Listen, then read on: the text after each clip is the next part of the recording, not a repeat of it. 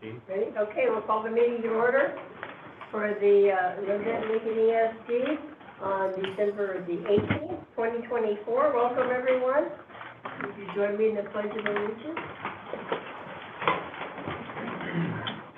I pledge allegiance to the flag of the United States and to the republic for which it stands, one nation, under God, indivisible, with liberty and justice for all. It's like a rally. It's like singing. That's right. We could probably do like a 3-part or 4-part. Start over here, work our way around. Yeah. Okay, so we'll start with introductions. And so we'll start with you on the screen there, Mr. David. Start with introductions, David. Okay,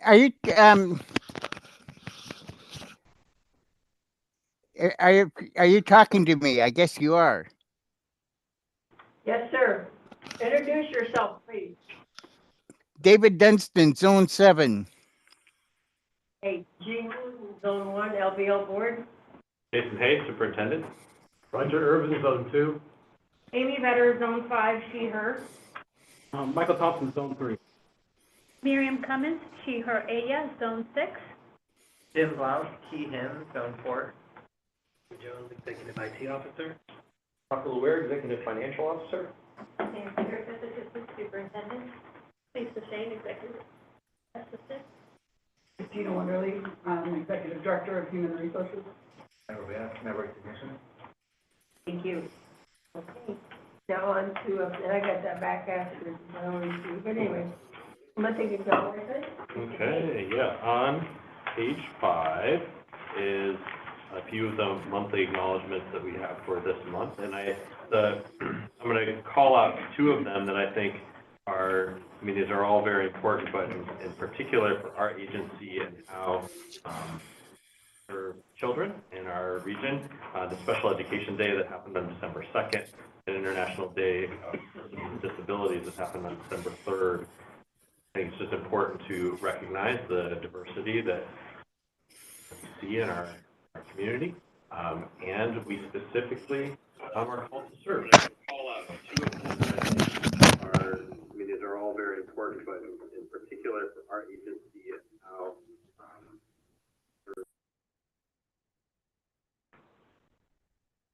little feedback there, huh? Yeah. Thank you, sir. You're welcome. And is there any public comment? No?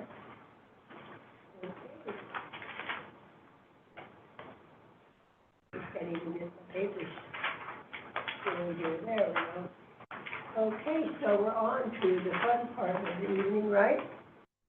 We're for the approval of the consent agenda. I move to approve the consent agenda. Second. It's moved and seconded to approve the consent agenda. Are there any questions or discussion? I have a question. On the, I guess my question is, on some of the out-of-state, on some of them, especially the ones to Seattle, have lodging costs and some of them don't. Is there a reason why some are covered and some there isn't? I don't remember which ones are which, but I believe that there were a couple of people that actually have family in the area and are staying with family. Okay. Like I know that, I think there's one employee in particular, I don't remember who, but that actually is from the Seattle metro area. Okay. I just want to make sure it didn't get overlooked.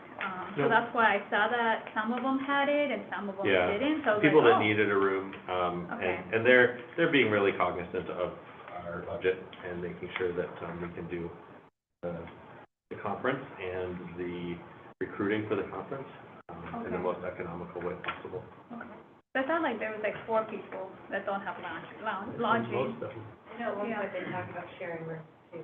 Yeah. Yeah, that Oh, might okay. be It was it a too. mention I don't, of the- yeah, I know there was a couple different things that were shared with Okay. that, so, yeah. All right. I just want to make sure. Thank you, Miriam. Is there any other questions? All those in favor of approving the consent agenda? Aye? Aye. Opposed? So moved. Okay, And now we're on to the nomination for Lynn Denton, Board Director for the OAESD Officers Council to elect chair for 2025, I'm sorry to say, 2026.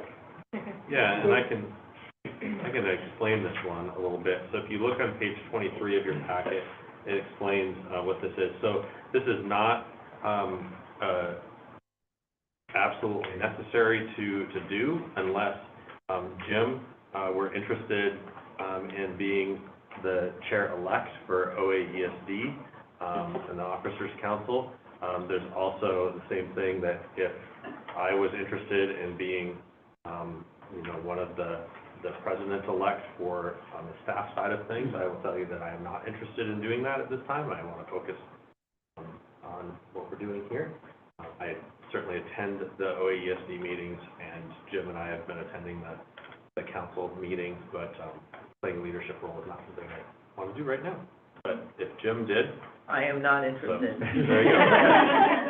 So, we don't need any action on that, then. But that's what that one's about. No interest. Yeah. All right. Okay, so moving on, we're on to the local service plan for 2025, 2026. We have it in our packet here. Okay. All right, so starting on page 24, you can see our draft local service plan. So I'm just going to share a little bit about the development of this plan. So this work began in August with our administrative team. We have done this year really a full review, top to bottom review of this document that in my time in the last, so this is year 5 for me, we have not done such a comprehensive review of the local service plan in the past. It's been a little bit more of having some discussion that is put out to the superintendents and then just passing it in a meeting or sometimes two. But in this case, our leadership team, cabinet team, and I felt like we needed to do a more robust review of the plan. There was a number of things that we thought the superintendents really ought to wrestle with in terms of either affirming that there are services that they want to keep in Tier 1 and or looking at, we gave a couple of suggestions for removing some things from Tier 1 that are actually no longer used. Interestingly enough, two very small things became the topics that were brought up multiple times over the course of 3 months to kind of process through that. And they were both business items, honestly, that are just like software things that we provide and that people haven't been using. So what we started with is in August, I had our administrative team look at all of the text, thinking about are we clearly articulating what it is that we are wanting to articulate in terms of service. And then at the end of September, I brought the text and a process. We did not get through all of the text, but I brought some of the text and a process to the superintendent retreat. We spent a couple of hours at one of the days, or the 2 days of the superintendent retreat, talking about various aspects of the plan and services in the plan. It started, the suggestion that we had worked through was actually having some work sessions where some superintendents, along with, depending on what service it was, so if we're talking about business services, we did joint meetings with superintendents and business officers that were interested in participating and giving us feedback on the language in the plan. Had meetings around business, meetings around tech, and meetings around special education. And so after actually a couple of rounds of meetings there, in October and November, along with talking with the superintendent group, the VISA group during the October meeting, the November meeting, and then a couple of other work sessions after the November meeting. This last Friday, the superintendent group approved the plan. So for your review and approval at this point, a little bit more about process. So once the superintendent group, so the governance of this is that the superintendent group up to 12 superintendents get to decide what services are in Tier 1 And then we build a budget around those tier one services, and any remaining funds of the resolution funds, which there's about, what is it, just over 19 million, right, Rocco, in total resolution funds. Any remaining resolution funds then go into tier two. So they approve the plan, go through the process just like I just described, then it comes to you for your approval. After I get your approval, the plan then goes out to each of our component districts in January and February for them to approve. And once all of that happens, then we have a new plan for the next biennium. And then that would get posted on our website, and we'll be working to build a budget off of that plan. I think probably the most notable thing that I would say in terms of the change of this, well, there's really two things. One is that we really looked to create language in this plan that's different from the past, where, while the services really didn't change very much, but how we articulate the service almost in a contractual sort of way in tier one. I think the language is tighter and it's more clearly understood. So that's in there, as well as having sections. So you'll see in the plan that there is a section for tier one service, there's a section for tier two service, there's a section for grant funds. In the past, things were all mixed up, and then you had to look very closely at how is this funded, and the way the document was organized before, it would say funded by tier one and tier two, but you weren't really clear, like, what's the difference between what you get out of tier one funding versus tier two funding, et cetera. And so that was a big part of the content of the plan. And then the other piece, when we talked about this in our communication work group just an hour ago, that our branding and our fantastic branding and marketing person, Nathan, really put his stamp on this by creating a document that's much more visually appealing and much better organized. If you look inside of the document, you can pretty much pick out any of the pages. So if I were to grab a page, like say on page 46, and let's flip through one, where it says Technology Support Services, and it's a tier two, funded by tier two. Nathan designed this document so that it would be very easy for us to grab an individual page if there's just one on the page, or if there's two things on the page, to be able to pull something off and add some pictures or some additional information and create one-page document that can be used for marketing purposes if we go and we're trying to sell our services. So I think what we have is really fantastic. I know that there are some little errors here and there, and so I would invite you, I had a conversation earlier today via text message with one of you, pointing out a few numbers. There's one of the district sheets actually on, let's see, page 90, nope, it's the gaps sheet.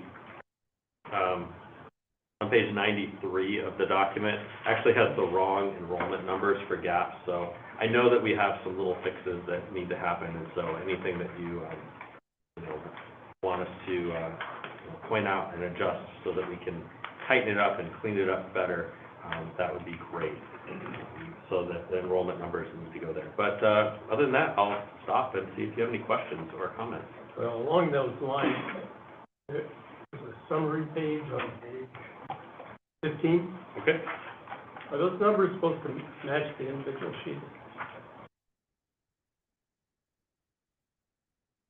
Those numbers are ADM numbers, and They're close, yes, but they're they not. should. So we will double check to make sure that I the just table, looked at the first few yeah, districts, and they were, and are they off? yeah, they're all off. Okay, But I We thought will maybe go there through was a double check. reason for it. there is not a reason for it, so we will double check to make sure that those are all correct. Other questions or comments about the document? I think what I'm looking for from the board tonight is for you to approve the plan. I think that we can look at it in terms of content with some of the, be able to look for a motion to say, provided these, adjustments or revisions in terms of, Second working document. yeah.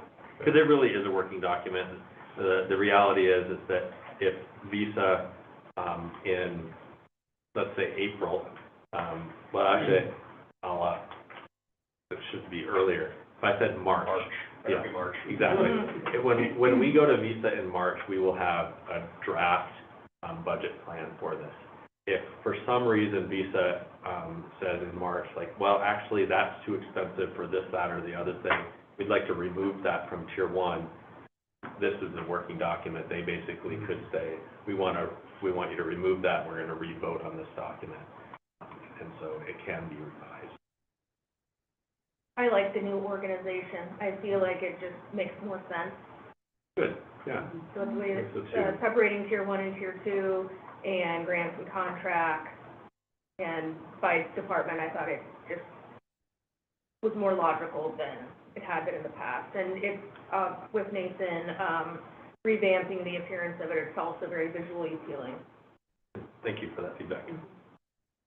On That is the, excellent. on page 31, on the budget committee, so I'm trying to understand the term expires here. Some of them said 23. Those are wrong. Okay. I was okay. wondering. Because I'm like, because we have one that is empty as Yeah. well, so. I think he took that from, half old and. Oh, okay.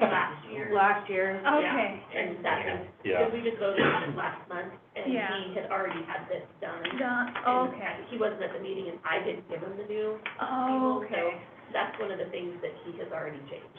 Okay, all right, I just wanted to make sure, because I'm like, oh my God, did I miss the memo? Are we And going he back in already, time? he also changed pictures, and I know that, Mine's changing. like, and Marion's got a different one that she would like to use, but like the pictures of you as board directors, if you want to see the pictures that we, have planned, with the exception of Miriam's, adjustment that she would like, are actually on the website, so. I definitely want my picture changed. Other questions or comments? There's some- Really a nice reference. I think it definitely, tells a good story about what we do. Okay. So what I am looking for is. I move To to approve the 25-26 local service plan with the communicated revision. Seconded.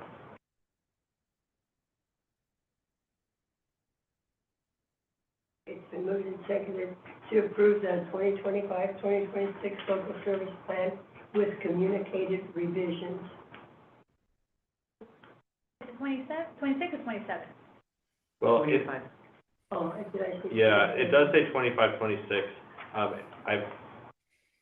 What we But it is need to do, it should say on the,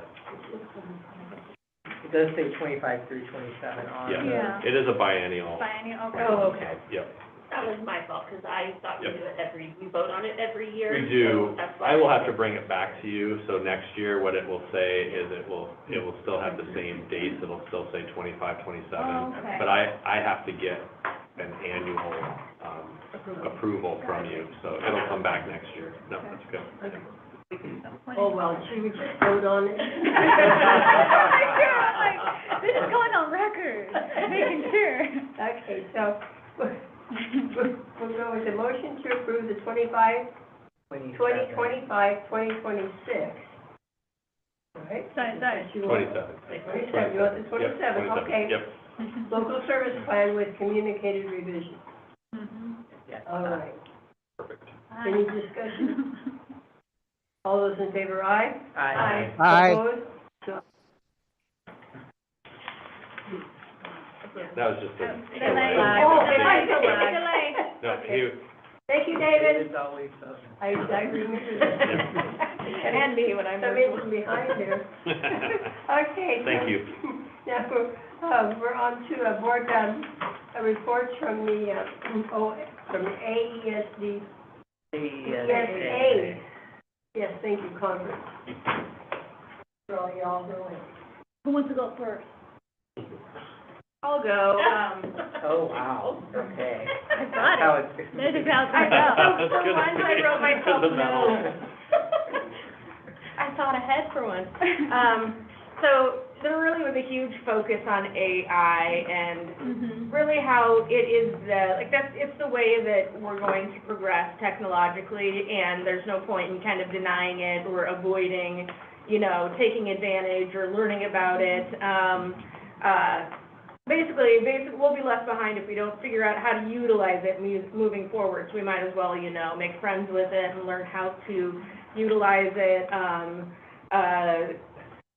An awesome thing about AI is that it can help with tedious or labor-intensive tasks. I think one of the things that I forget her name now. She's gonna run board meetings for us.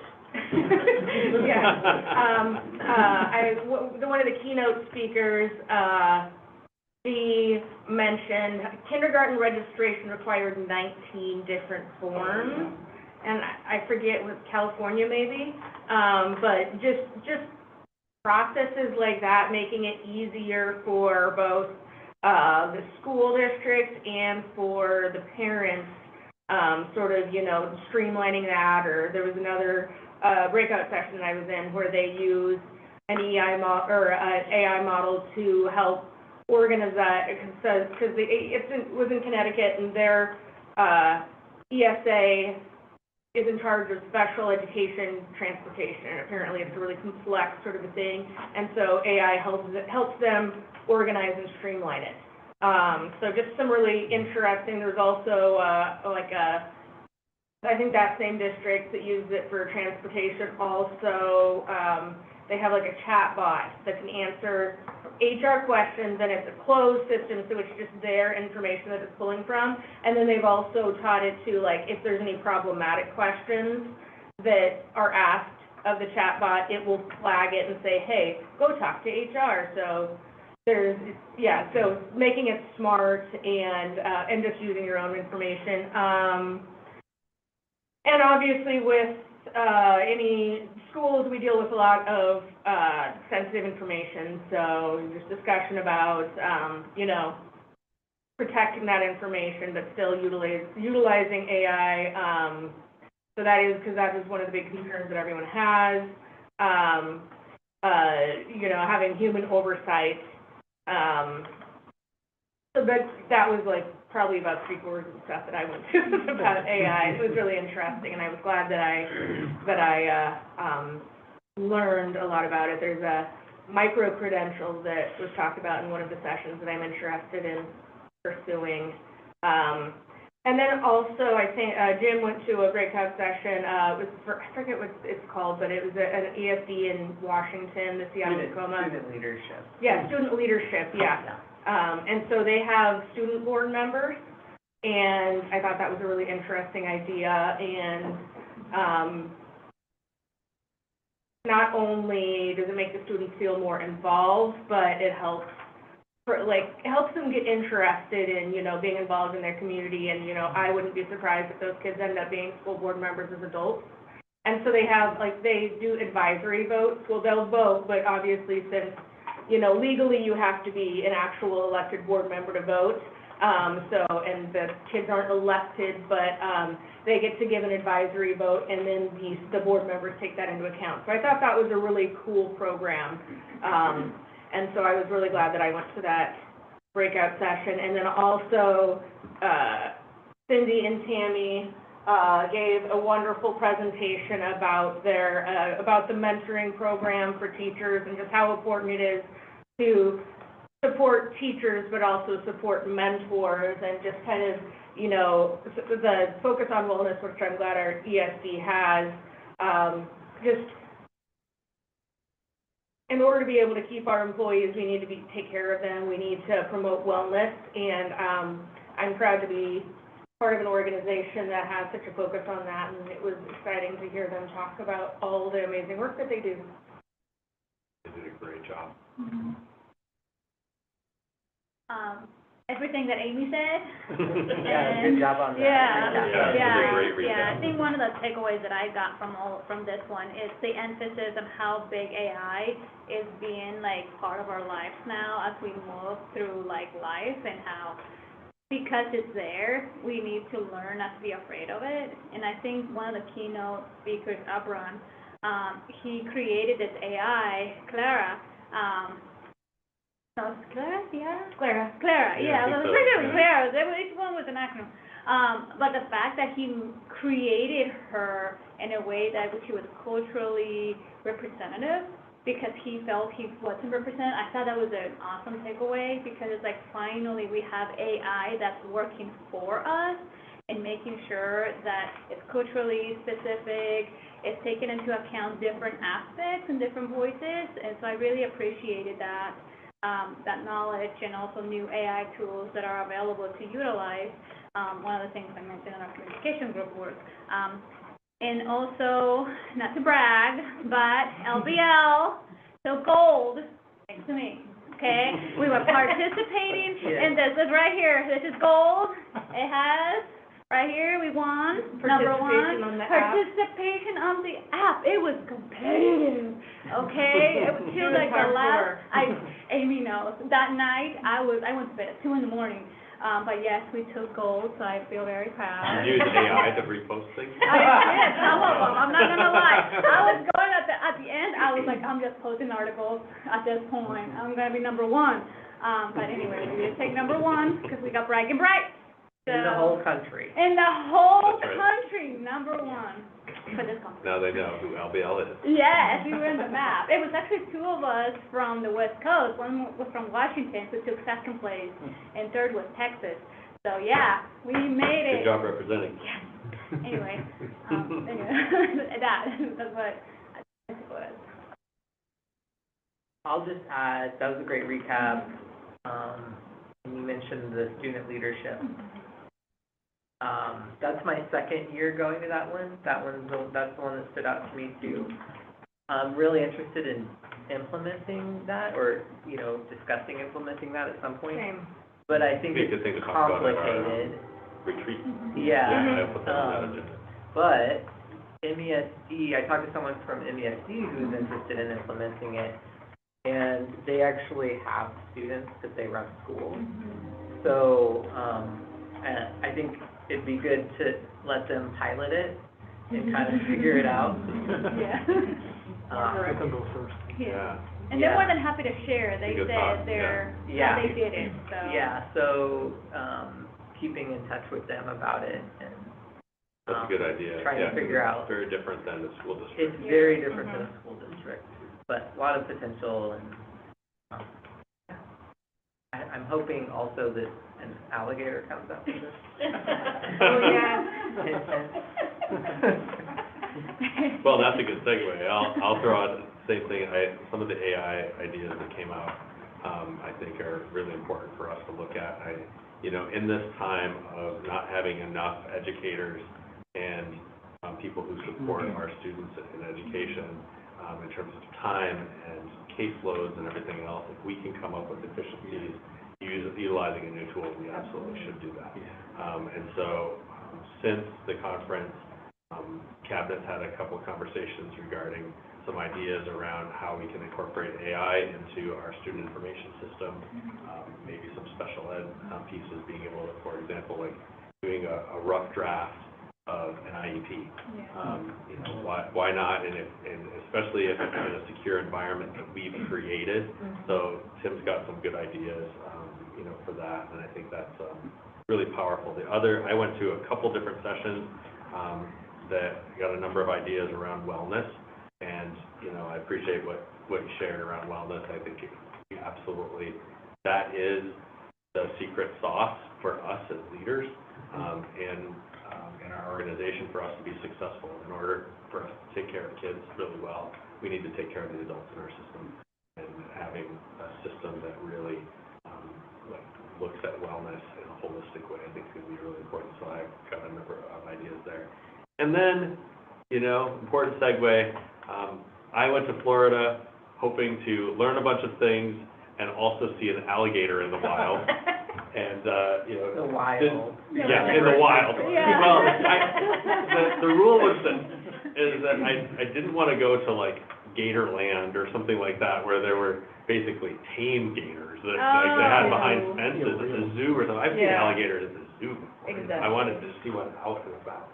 So, It's natural habitat. and it's natural habitat, exactly, you know? And of the roughly 1.3 million gators that are in the state of Florida, I got to see one on the very last day, in a catchment runoff pond behind the grocery store. It was probably. You went there first. Should have, yeah. Actually, the young woman who, was at the smoothie store said, was like, oh, I really wanted to see an alligator. We're on our way out of town. And she's like, well, you know, there's always some alligators that hang out in the pond behind the grocery store. It's like, really? So I managed to get a picture and sent it to the team to say, hey, it's an alligator, and I dropped a pin on a map. Alligator alert. Yeah, and then Nancy, along with Cindy, one of our presenters, and Amy, they thought, well, they're gonna go see it. Just so you know, they take a lot more risk than I did, because they walked around the pond. I just looked at it from across the pond. I was with the science people. Oh, there we go, yeah. So they got much better pictures of the alligator than I did. We also use We also used it. Didn't you go to like the most alligator populated Yes, lake I in know. Florida and didn't see any Yeah, gators? so there's a lake in Florida that they said has more alligators per, like, you know, square mile or whatever than anywhere else in Florida, and didn't see any alligators there walked around, but, people did say that it has to be sunny and warm for them to get out of the water, because if the water is warmer than the air, then they're gonna You're gonna be in the water. Yeah, we didn't see any, but apparently that lake, is where the city of Orlando puts all the problem alligators that get captured in different places, they just bring them to that lake and put them in that lake, so, I don't know. the one you walked around. No, that was just a pond. No, that was just a little pond. Yeah, exactly. So, that was fascinating to see an animal just out and about. that It can was be cool. cute, That's you right. know? Took a million pictures. Yeah. Showed my kids, got them alligator keychains. It was a very good conference. I do want to add one thing, like, that they mentioned at the, about the rags. Yes. Like Yeah, I don't how remember what that taking- stands for, but it's your Yes, own environment. your own environment, like creating something like that. I thought about us, right, like IEPs or like translation, like if we had our own rag, then we can, our staff and can actually use our own system to search instead of using like for instance, ChatGPT ESD, like for us only, then using it like That's the whole exactly library. what we talked about, and that was a big aha that I had, was like, oh, if we had our own thing, can pull information, and it's secure and everything else, that's really interesting idea. And also for like data, when there's so much data out there, using AI to extricate and find patterns that would be a lot more difficult to do Absolutely. on our own. Thank you for sharing it, and congratulations, number one. Yes, we got number one. I did this for LBL, okay? This was a team effort. I'm disappointed that everybody didn't get a medallion. Yeah, well, we weren't up at 2 in the morning. Yeah, I started a month ahead, All a right. month ahead, posting. Well deserved. Total. Thank And So now we thank you need for a sharing. trophy case. Oh, yeah, we should have a trophy case. Thank you for sharing your experience. It's very interesting what you bring back. Appreciate you going. Appreciate you taking it on for the gator. Yeah, hey, I'll send you gator pictures. Not sure when I'd ever go back to Florida again. They do, they have much better pictures, yeah, But it sounds like it was a good conference. yep. It was very good. Okay, thank you. Okay. So now we're on to policies.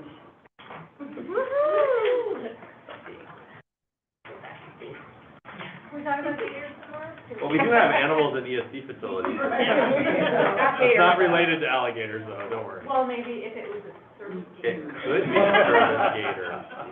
It does Could say be a in there that mascot. Yeah. dogs Really and not a small thing. horses. All right, so the first one is policy. Glasses on. IIA, thank you.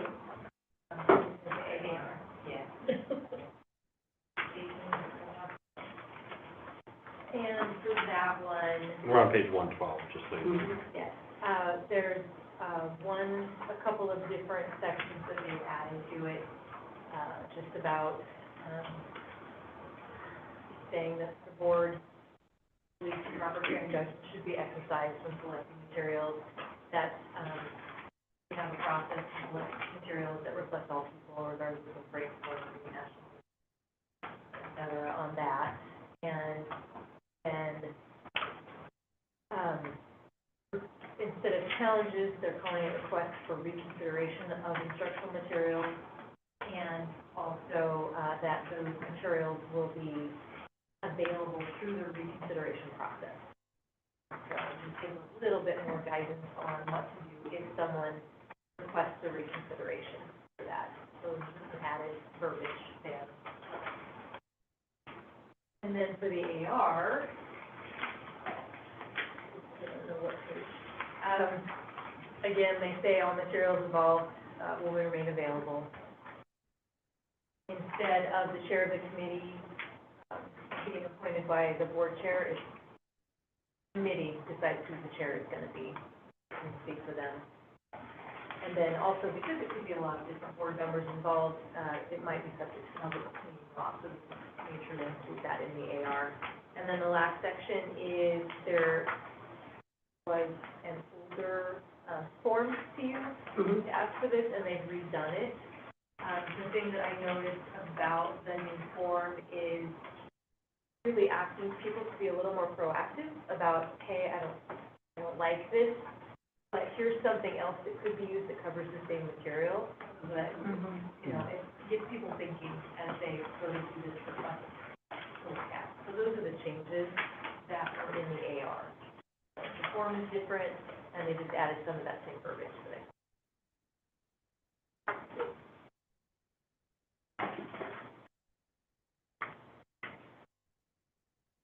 And as the only instruction that we are in charge of is just for farm home. Those are the only teachers that we employ. It's fairly limited, like, I mean, yes, we have this in place and it's important that we do, but If we ever get a request like this, chances are very slim. exactly, because we really don't directly teach her. Right, and a lot of what's happening at, long-term care treatment is credit retrieval and just the basics. Yep. There's not a lot out there that is, off the wall in regards to instructional. So better safe than sorry. Yes, Yeah, absolutely. it's good to have. Well, maybe I missed it, and probably not important, but on the AR, it does mention the committee. Yes. I didn't find the committee in the policy itself. And maybe I did. I think it's, It's, Page 116. Number 5. yes, so it says superintendent and board chair shall arrange for a review committee consisting of at least one ESD administrator, one classroom teacher, one component district representative, if appropriate, and an ESD board member. I think what Jean, correct me if I'm wrong, Jean is saying is that, yes, that's in the AR, but it doesn't mention it in the policy itself about the committee. And I think that I wouldn't worry about it not being reflected in policy, because typically in policies, you don't get into that level of detail anyway. So if you look at the last or it's the second to last paragraph where it says, the superintendent shall develop administrative regulations to assure requests for reconsideration. So that's really where it's converted, and then you would go, okay, well, how would that work? How would reconsideration work? Then you go to the AR. Okay, thank you. Sorry, thank you. No apologies necessary. anything else on that one? So now we're on to, Next one is JHCD, medications, and that's on page 121. And for this one, it's all, we actually have this as a policy before, which we rescinded it like in 2016, so it was removed, but now it's required. So we have to Did we rescind it because we don't, it's not applicable? It is applicable, so I don't know what it was rescinded before, right, yeah. So it is applicable because the EACSD does provide, some sort of medication to certain students. You know, as far as. It's possible, though, to, more to your question, Jim, that it's possible that that's the way it was thought, is that, again, have no idea that, you know, if that was really the case, but my guess is that it was, well, we don't really do medication, so we don't need this policy, but it is a required policy now. We actually do discuss medication at times, not very often, No, not as much as a school or a school district would, but it does Yeah, happen. I checked with Autumn, just to see, and she was, we have, right, so it just depends. So yeah, all of it is new, so I don't have anything to, to compare, anything to do from previous. And I had another question for me. Okay, 122, should be 1, 2, 3, the fifth paragraph down. And it's just kind of a clerical to me. It says, ESD reserves the right to reject a request for administration of medication at school, either by ESD personnel or student self-administration. Here's the, if the medication is not necessary for the student to remain in school, who makes that determination? I would guess that we would have to work with medical professionals on that, but I'm thinking of like, a parent wants their kid to carry ibuprofen, right, just in case they had a headache or whatever, and so the district, the ESD could say, yeah, that's not necessary for that student. So, It's a hard and fast. it's a hard one, yeah, so It you, is, yeah. you know, from just history of working in a school, we try really carefully to work with parents to make sure that, you know, it's bad, right, so just not to argue with, yeah. And then the next section is the AR, and it just has a lot of definitions. And, just who the staff is, the training that's required, how we, administer. Have in there, we do have staff members who carry, EpiPen, but that would be like. Narcan? Yeah, Narcan, thank you, Narcan. so like our family support days and all that, so, I mean, it's out there, and so we just left it in the AR, just in case. And then, yeah, that's, there's also a section about administering to students, different types of things, and then how we get rid of the medication if the student needs and they leave the medication with us and go back and get it. It's just a lot of how to, they are. I thought it was odd that when there's,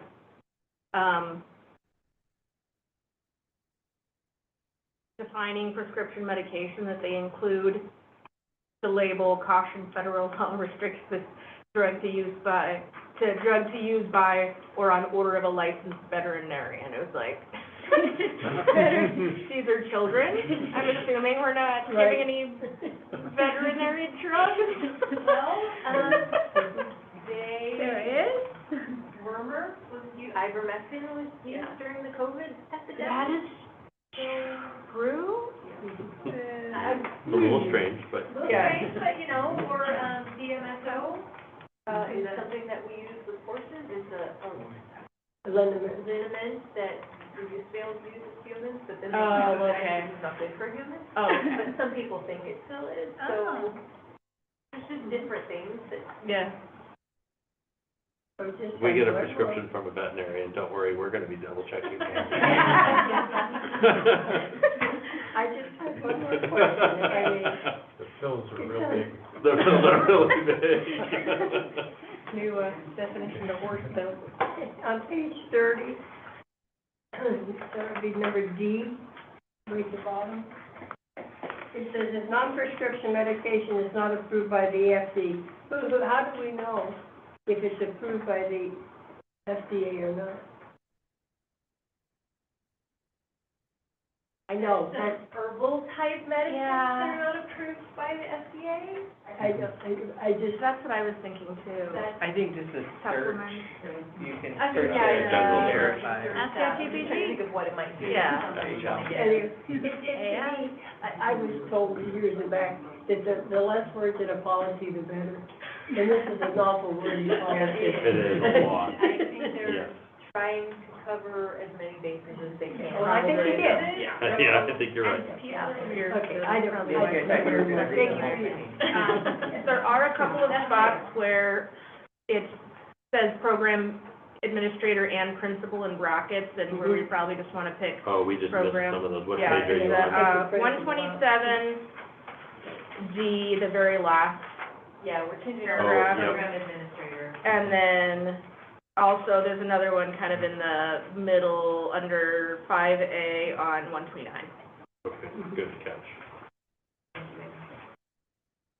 thank you, Nancy. I didn't have any further questions. Although we could go into ChatGPT him and do poetry with it. Yeah. In a pirate Like voice. beat. Actually, that's, I think, Oh, yeah. rewrite this in a pirate voice. We can use AI for that. No, we've got our own Big pilot. bill. Okay, thank Turn it into you. a podcast. Yeah, there you go. Okay, was there any other questions on this? Okay. Then we do have one more policy on top of the next page, on top of page 2. Yes. But no alligators. No alligators. No. No. So what's the feeling of the group about animals in the facility? I can give some background on where this is coming from, because it is an optional, recommended policy, ING, are we on that one? Yep, we are, page 137. So we've had a couple of our program administrators come to us asking to explore the options of therapy animals, on site. And I think the request originally came to Nancy, and then kind of she and I have tag teamed this a little bit. And our old policy was around just animals and then service animals. And the original policy was titled service animals, even though it covered other animals. And so we just decided to just rewrite pieces of this policy to just say animals in ESD facilities. So it would cover service animals, therapy animals, and just other animals for curricular purposes. So we left that component in it as well. So there really isn't a lot of this that changed from what was previously there around service animals. There's a definition for that.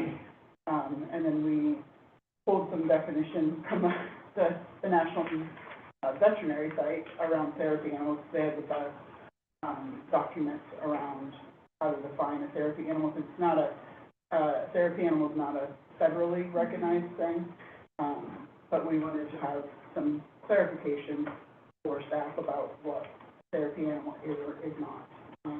Does that fall in also with an emotional support animal? That's different? It's different. Okay. What sort of certification, like what sort of training and certification exists for those animals, just, you know, for our peace of mind, letting him in the classroom? So it will depend on the type of animal, but the national, no. Oh, like AKC, yeah, like if we were using dog as an example, AKC has the good citizenship certification. There's also, AKC works with about 6 different organizations around getting certified to have a therapy dog.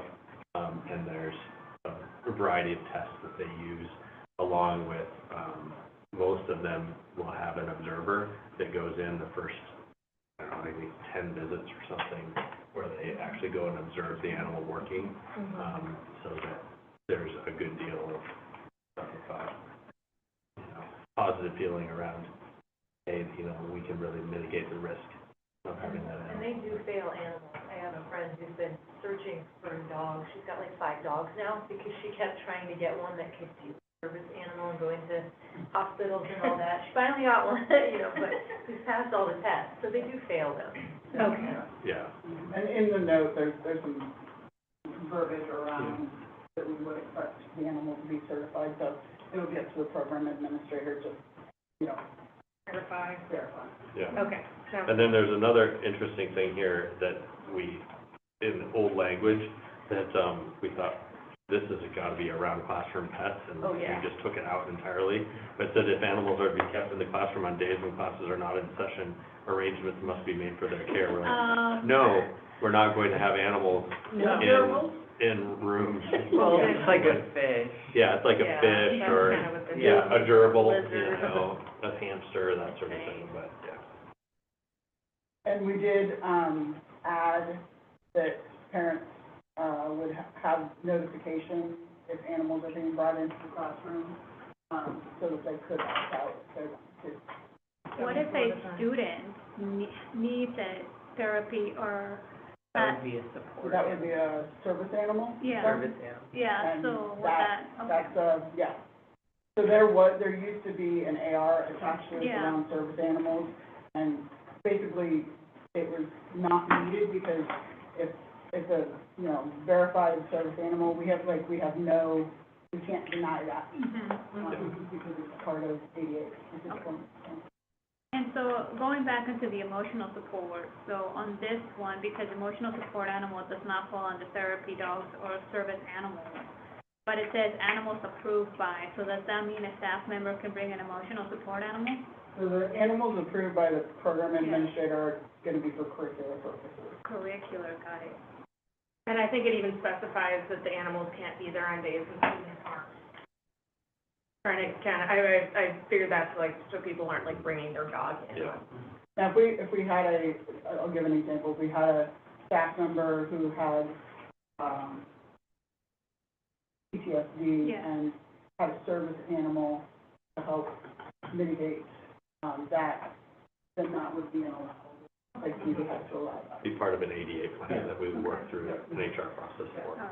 So just service animals and therapy animals.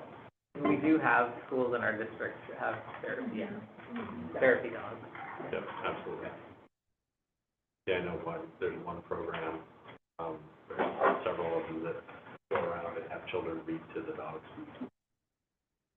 Read to the dog. They will read to the dogs. That's cute. Yeah, it's one of the coolest things I've seen in elementary classrooms, when Uh-huh. you'll have kids that, will not read out loud to another human being, but they'll read to the dog. And then the teacher can just basically listen in to them reading to the dog and be able to get the assessment that they need. Yeah, that's pretty cool. Okay. Any further questions on this one? Mhm. So, does everyone feel comfortable with coming back under the consent agenda next month? Yeah. With the revision? Yes, yep, that's great, thank you. We'll just move right along here through, looks like are we ready, sir? I think I'm ready if you're ready. I saw you getting all ready over there. All right, we got a couple things to take a look at this month. November is a fantastic month for us always because we collect a bunch of tax revenue. So let's dive into this. Let's start on page 143 on the revenue report. And so we look at the current period of November. We took in almost $10.5 million for the month. 7.8 million of that is us collecting our taxes. So our tax base that's out there, the majority of that tax revenue comes in November and December. So we should be 90% plus collected by the end of December on here, and then we'll get little trickles in through the rest of the year. So in total, $7.8 million last month on there. We should be getting another $2 million in roughly sometime in December. We always get our state school fund payment in there. That's that $900,000 in the general fund as well. And then again, I'm just going to look over on the internal service fund, and you'll see $1.3 million of revenue there. That is us billing non-component districts for services that we provide for them. So for things like Infinite Visions or for Synergy or for Power Schools, that's a lot of the billings that is going out to the district. It's not everything there, but we just happen to be ahead of the billing process on there, so we recorded $1.3 million of revenues last month for that. Next. Nice, doesn't it? So if every month was only like that. All right, next page on the expense report. It was also a boring month as far as expenditures are concerned, and boring is good in finance. So our operating expenditures came right in at about our $3.4 million target, nothing out of the ordinary going on there. We will have some out of the ordinary stuff that are going on in December, so I'll update you on that when we get to there as well. But everything is currently on track. Let's go to page 145. And on the net position report, the only thing I'm going to call out to you on here is that beginning balance line. So I haven't been able to list the beginning balance for you so far this year because we haven't completed the audit yet. The audit is now completed, so you can now see the beginning balances. So the ESD's total beginning balance for the year was $19.6 million. You can see which fund it lays out over. You can keep track of what's going on in the fund month by month. It's not terribly useful information because the expenses and the revenues hit at such different times. Looking in the general fund and saying there's $16 million in the general fund really isn't a very meaningful figure. We're going to draw that down over time, right? But it's good to take a look at it over time as well. Cash-wise on here, we had $21 million in the bank. We're making 4.99% last month, and we paid our interest, our first interest payments for the notes went out at the end of November, so that is paid up as well. And then let's go to page 146. And so the first cash balance trending chart is the one that I've been including for you for a while. That is showing you the actual cash balance by month with the averages on there. The chart that's below it, though, is one I've been wanting to get in here, but needed the time to go backwards and pull some prior data. But what this is showing you is it's a snapshot. So every single month that you see listed in here, that is the value of what was the average cash balance in each one of the prior 12 months, right? So what this view does for us is that when we look on the chart up above and we see all those lumpy figures of sometimes the revenues are in or low on here, this is averaging out a 12-month period, so it takes all of those bumps out of it. And this gives us a much better view of how is cash moving over time. So we see this downward slope that occurred in our cash balance on there, and had we not been paying for a building on there, this should be a very alarming trend for people, right? What we can see, though, and which is part of the reason that we list the information this way, if you take a look at the past 6 to 8 months that are on there, you see it sort of plateaued out, right? And that's what we would want to see. A little bit of bobbling up and down around there, but we don't want to start seeing another trend going down or a big drop going off as well on there. So hopefully this gives us a little bit more visibility into something that I definitely want everybody's eyes on. That's great, thank you. Any questions? Terrific. I'd scare you if we did, right? I'm ready for you. I know you're without an online. Okay.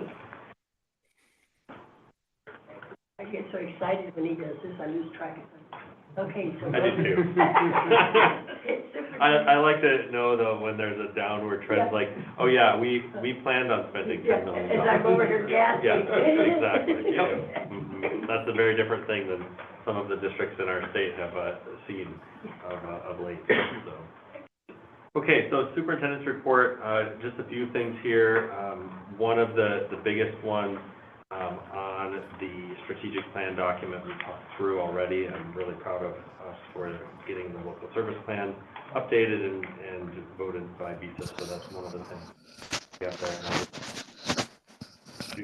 If one, I bet if you want to see the other activities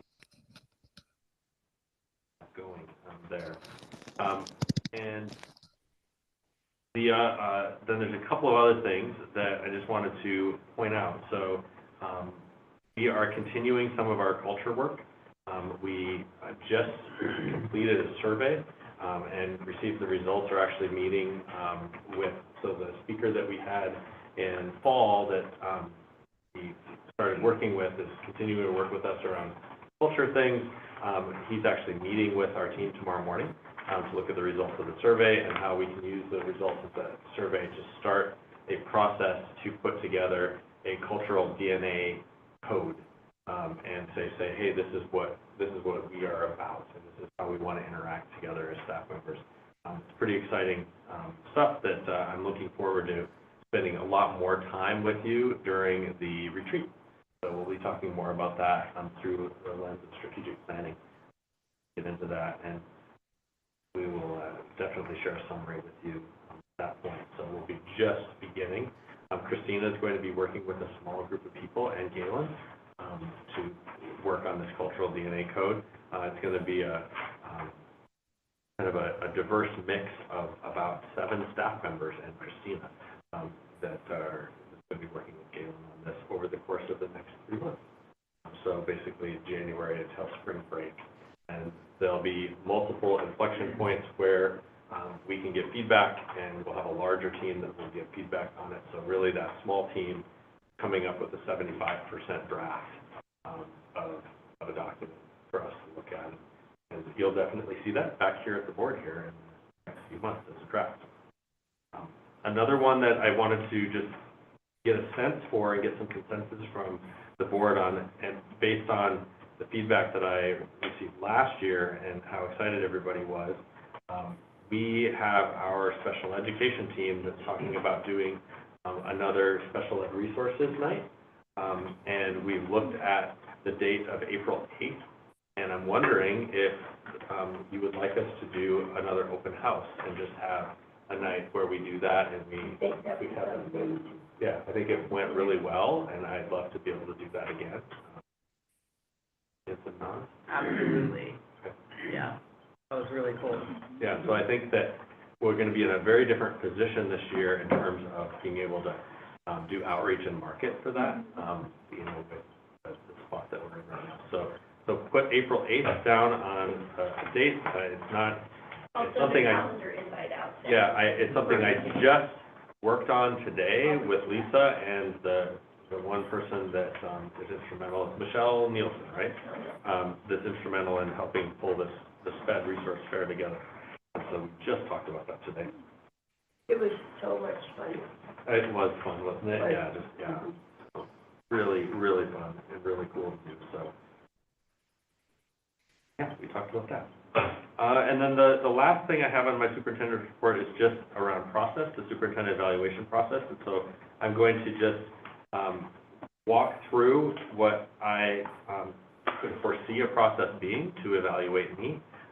Certainly want to know what the will of the board is in terms of the process, but I'm going to suggest a process and then see what kind of consensus that you have with this, and it'll give direction for me and how to proceed with this. So what I'm looking at is that before the next board meeting, the performance review work group, so this is the January 15th board meeting. That performance review work group includes Jean, David, and Roger.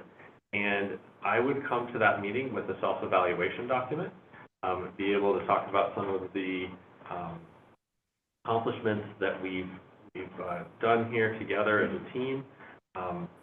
We would discuss the feedback from that, have some conversation around that document, and then just after that meeting, we would actually, on the night of that board meeting, so the January 15th, so same day, we would go into executive session, and we can look at that self-evaluation document as a whole board as well. So I think it's nice to have a conversation with a small group, but then I would love to have a conversation with the entire board in executive session that'll allow us to look at my self-evaluation, be able to talk a little bit about the process in terms of the evaluation. What I would suggest is something that the board has done in the past, and that during that executive session, we would talk through a process of you each individually getting an evaluation document to fill out for me, write any comments and anything like that. And then that would get turned into Lisa, and Lisa would work with Jean and Amy on basically creating a draft, pulling all of your comments together, looking at the average scores and that sort of thing, and writing a draft document that would then come back during another executive session in February board meeting, where we can have a conversation about that. You can give me feedback, give me some direction about where you want to go with a variety of things. In the middle of this, I also could see if this is something the board's interested in.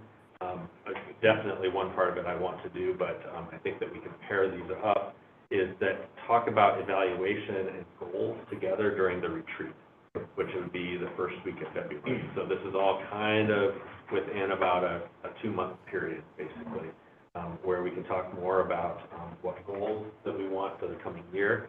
And just like we talked about last year, this puts us in a position where the evaluation cycle can happen basically mid-school year, every year thereafter. So we would go through, have a year's worth of work starting in about mid-late February, all the way through to the next February, and take a look at goals, look at self-evaluation, look at the evaluation marks, utilizing, I would suggest that you would use the OSBA evaluation tool.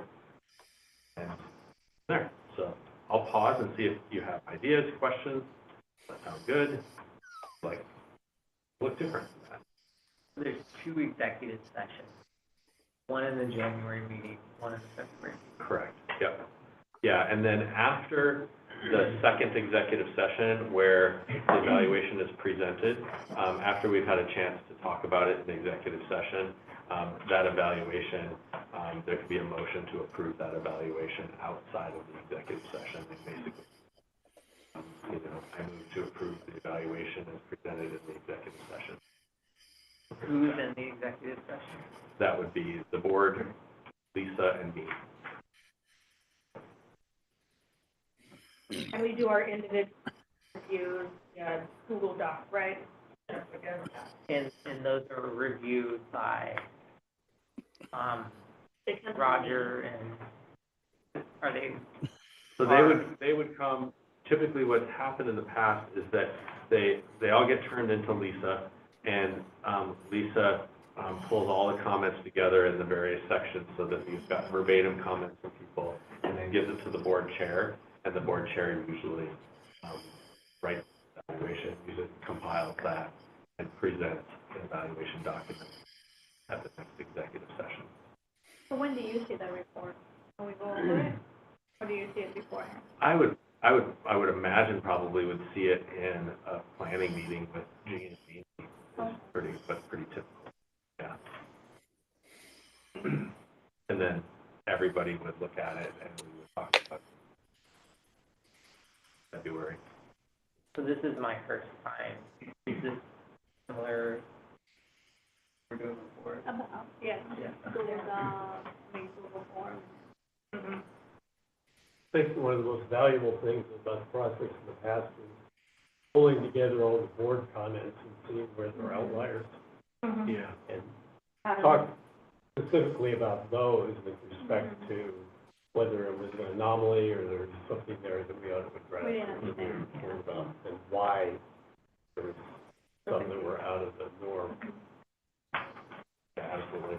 I think that the big thing is just like any evaluation process, whether it be you evaluating me or me evaluating a member of cabinet or a member of cabinet that evaluates their staff, the real wealth of the process and the value of the process, I guess is the best way of putting it, comes from the conversation. Comes from that to, hey, let's have a conversation about this. It's where the board gets a chance to, in a formal way, say, Jason, we really appreciate this, this, and this about you, and we would like to see this, this, and this in terms of a growth area or something like that.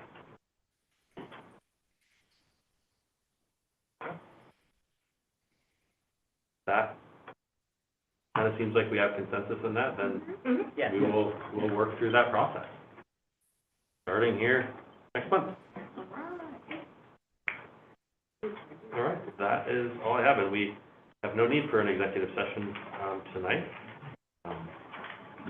Sometimes superintendents will ask for what I just shared in executive session, but I don't see any need to have a hidden process. I think it actually is better to have that transparency and just be open in a public way about how we go about the whole process, so that anybody wonders, it's easy to know. Exactly. I plan for us not to be in the news at all unless it's something really exciting. Yeah. Positive. Like April 8th. Yes, like April 8th would be good. Exactly. Or like winning at I have ABSA. that photo to Winning go gold. on our Instagram and Facebook of There you this, go. please. They're a reporter that lives like right there. I know, right? Let's go No, we back should have on- invited him. Hey, I got a medal. David, do you have any comments this evening, sir? No, I don't, but this was an entertaining meeting. Well, that was, we met our goal. Better than TV. Yeah. Better than But that's the important dates coming up is February 15th is the, January, that's okay. That's okay, yeah, that's all good. And somewhere in there's February. January 15th is the performance annual performance review. And then on Wednesday, January 15th is our regular board meeting at 6 o'clock right here. Wednesday, January 29th is our technology group, hybrid. I love that word, hybrid. It's just something like grow your own. Yeah. Yeah, I think it's important to note that one too, Dean. Now I'm laughing about grow your own. Is that is not a regular board meeting night. If you remember, we didn't have quite enough meeting dates to be able to have our work group, so that technology work group is on a Wednesday that we do not have a board meeting. Right, that's right. And then, Monday, on Tuesday, then we get to go on our retreat. That's right, Monday and Tuesday. Yeah, on Yep. February 3rd and 4th. We'll see you there then, right, David? Yes. All righty, all right. And then, Wednesday, February 19th is the financial meeting. Wednesday, February 19th is our regular board meeting right back here. March 12th is the capital improvement meeting, and then March 12th is back here for our regular board meeting. Is there any other business to come before us this evening? I have two questions. One of them is, can I get one of those water bottle stickers? They're awesome. Yes. And then the other one is, I did have a question on the strategic plan page about, it says for Oregon routes. Oh, yes. It mentioned the difficulty of recruiting drivers, or more specifically, meeting ODE's credentialing requirements. Is that a big problem? Rocco, will you It is. take that one? So there are several things that we're running into. The first of which is the districts that we are working with are giving us limited access to their staff. So the model in general was predicated on, we are going to connect with your staff members in order to start getting some of these routes. The districts up north that signed up service with us on there actively limited us to, we do not want you contacting any of our staff directly. So we made several efforts in order to recruit in those areas and weren't having very much success with it. In Eugene has been very good about allowing us in. So we have gone in, we've done presentations, we've been in front of principals, we've been in front of teachers, and we are getting incoming driver interest from there. Difficulties that we're also running into, though, is that credentialing process itself. The credentialing process is long, and the approvals through ODE are vastly extended. So we were planning on being able to get a credentialed driver through ODE on a 2 to 3 week turnaround. We are 8 weeks plus right now. And this is not just us, this is everybody across the state that is trying to credential any driver, school bus driver or something on there. ODE is backed up 8 weeks plus. yes. And so we're really running into some heavy issues, both on the driver recruitment side on there, but then when we get the driver, being able to get them through ODE. And that creates a third issue on there, which is when you find a driver who's interested and you find a student to pair them up, if you tell the driver in the district, you have to wait 8 to 9 weeks before we're able to serve you, they gotta move on to something else. So we're running into issues. What's the credentialing entail? The credentialing is pretty extensive, so there's required driver training. So they have to actually show up and train. They show up online and train. We're doing most of that online. You have to have CPR training.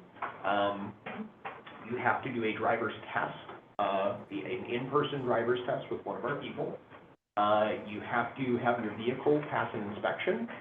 And I feel like I missed something. You have the standard background credentialing checks on there as well. So you have to get that entire package together.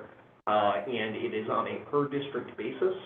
So if we credential a driver for Eugene and that driver wants to also drive for Springfield, we gotta go through the entire process again. Oh, good Lord. That is, ODE just says, this is how we do it. And with the driver inspection to the car inspection, you can't just send somebody with a form to get filled out. The location has to be trained by a person credentialed by ODE to perform those. So that it takes a long time too to get on the list for somebody to come out to those locations. So we work with local mechanic shops, then they have to wait for the ODE person to come out and train their staff on how to do the inspection. Weren't they promoting this program? Yep. That is the strange thing, is they both are promoting us as, hey, this is a good option, because we do not want, they don't want kids to be transported in taxis, and yet at the same time, not at all helping make it happen. Yeah. So who do we need to talk to about that? But who in ODE? Well, it is a difficult place to get to because it is between the Department of Education and the Department of Transportation. There are regulations that are on both sides. So we work pretty tightly with Brock. I can't remember Brock's last name. He's our main contact. They have been short-staffed as part of what's going on. And they recently were looking to hire another person, but that other person on there is basically going to bring them back up to the levels that they always wanted to be at, which probably means, like in an 8+. Yeah, an 8. Well, I think it's probably go down to 6 rather than down to 4. So, and part of the challenge is that as we've tried to make noise about it, I mean, the entire state is waiting for bus drivers in this way and everything, and so it just hasn't. we've been told in no uncertain terms we're not special. So. Oh, But we are. What are the Yeah. financial ramifications, like what financial impact of those difficulties have? Pretty sizable. So we're going to be looking at having to make some adjustments in the program in short order here, because we are not able to get the rides through in the manner that we need to. We are probably going to have to look at the service model in general, because with that lag time that's built into the system on there, the way that we want the program to work is probably not going to be viable. So we are in talks we meet with Erin every week. She runs the program on there, and we're in our current talk on there of reimagining how the processes can work and where we can fit this in to try and work around what we need to with the state. It's going to be a challenge, though. Given the headwinds that we're up against, it's going to be a challenge. Is this something we can talk to either at the legislative session or to the governor's office? Well, I don't know that would be where I would want us to spend our political capital. We don't get that many bites at the apple. If it was the only thing holding the program back, I might say let's go after it on there. But because we are also having the issue with the districts giving us access to the staff and the staff coming on more slowly than they are, and even the districts in terms of, districts who say, well, we've identified we have 100 students who could potentially fit with this program, and you start asking them to enter the students into the system, and it's like, well, what about these 5 or maybe these 10? The program isn't gonna work on 5 or 10 students. And so I wouldn't want us spending our political capital to try and get this Department of Transportation credentialing thing fixed on there when we don't have everything else lined up right now. The truth is that this is a really good idea that's becoming very difficult to execute on. And if it came down to where I would want you to put your political muscle behind, I would say, talk about EIECSE, number one, because that budget and that grant is very, very tight, and serving our littlest kiddos is priority over us making money on this entrepreneurial venture. And number two is regional inclusive services, that is about the 1% of the media specialist. Yep, absolutely. So, yeah, I mean, I think we're going to make some adjustments. We will do what we can to stay inside of the investment that we said that we will do and try. And I think the biggest thing that we need to do is look at what data we are keeping, and Rocco is very data-driven in this way, to look at what point do we say, all right, this isn't something that we're going to continue, we're going to exit it and do something else option, which is, sometimes what you need to do. And so it would be a shame. And we certainly aren't at this point. We'll make some adjustments with things.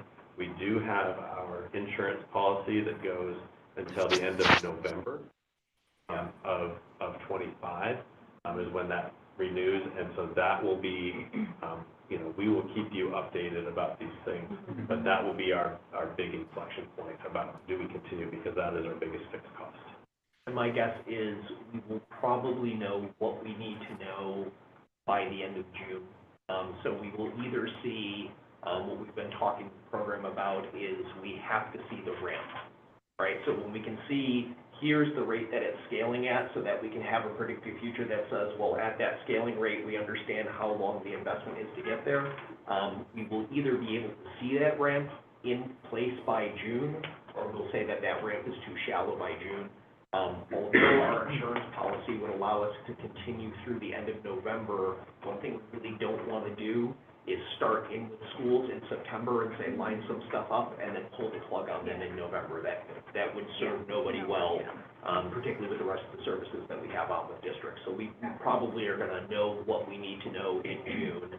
What will be the November question is, if June does what we think it needs to do, and then what we have to do is say, okay, fine, and then we'll have to look at September and say, does September follow that trend, or was it a hard reset back to zero?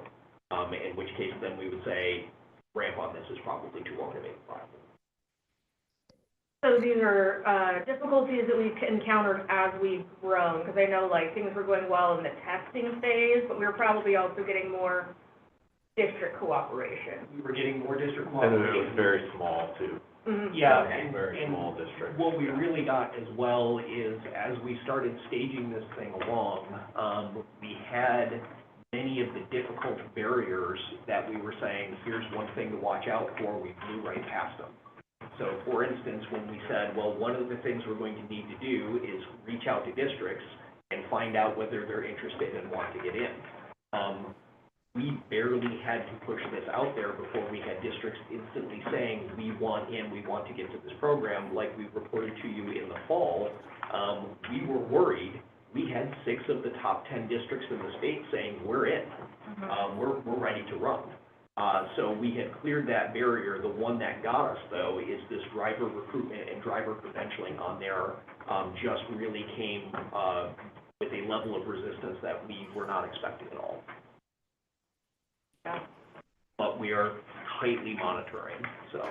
Definitely keep us updated. Yeah. Good question. Thanks for the info. Yeah. And I would say that the other thing to be thinking about, as Rocco talks about, what are the next steps, and how do we either continue forward or exit something like this. The main thing that we want to maintain is our reputation with other services, and to make sure that we don't leave anybody in the lurch and have anybody, look poorly at LBL because we have a number of other services that people really like and that are growing. Like, for example, cybersecurity services is an area that there's growth. And so I think we just need to keep watching all of those styles. Okay. Well. That's it. So anyway, David, Yes. you have a Merry Christmas, and we're glad you're home. Well, thank you. I wish all of you also good Okay. season greetings. Yes, season's greetings, okay. And Merry Christmas, everyone. With that, Thank we're you. adjourned. All right. Take care. Thank you. Take care, David. Take care. Yes, thank you. Thank you. Bye.